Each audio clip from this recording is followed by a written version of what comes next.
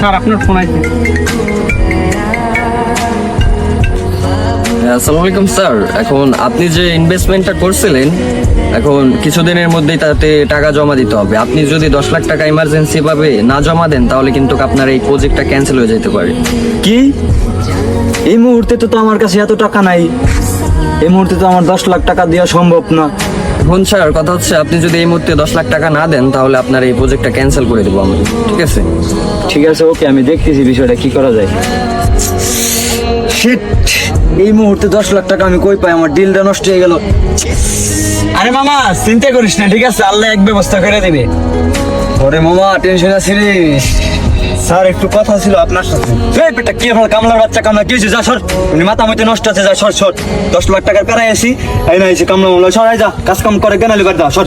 Sir যদি কথাটা শুনতেন হয়তো। আবার কথা কষ্ট, এই বেটা যা সর, তোকে রাইট আবার কিছু না, যা সর।